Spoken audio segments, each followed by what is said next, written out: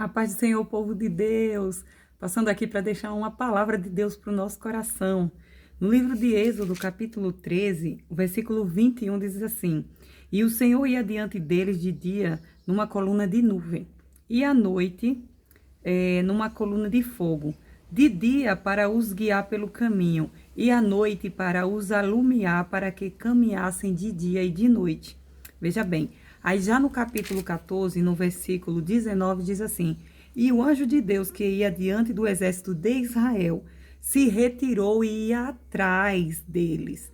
Também a coluna de nuvem se retirou de diante deles e se pôs atrás deles. Duas situações diferentes, meditando nessa palavra.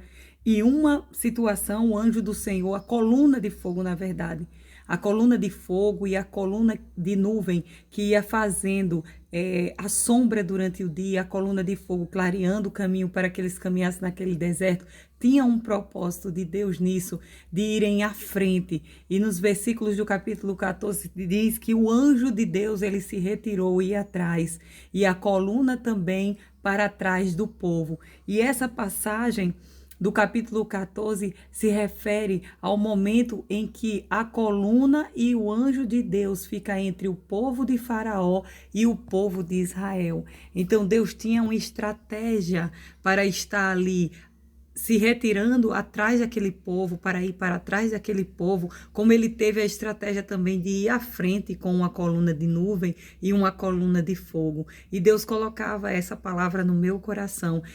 Nas duas situações, Deus estava agindo para proteger o seu povo e para dar vitória ao seu povo. E essa palavra que eu quero deixar também ao seu coração. Há momentos na nossa vida em que Deus está à frente, nitidamente nós podemos ver Ele à nossa frente, nos livrando, nos guardando, mas há situações em que Deus precisa se retirar e ir atrás. Deus precisa ir atrás, resolvendo, nos livrando, está entre nós e o nosso inimigo, só que em um outro posicionamento, em um outro lugar, mas não deixa de nos livrar, não deixa de nos dar a vitória, porque a intenção do nosso Deus e o desejo do coração dele é proteger o seu povo e trazer a vitória absoluta para que o nome dele em tudo seja glorificado, pois essas passagens citam e dizem nitidamente que Deus fazia tudo isso para que o nome dele fosse glorificado, para que Faraó soubesse que somente ele é Deus. Amém? Então fique com essa palavra da parte de Deus no seu coração. Não importa o posicionamento que ele estiver, se à frente ou se atrás, mas ele permanece te guardando. A intenção dele, independente de onde ele estiver, é de te guardar e te dar a vitória. Amém? Então fica com essa palavra, em nome de Jesus, que Deus te abençoe.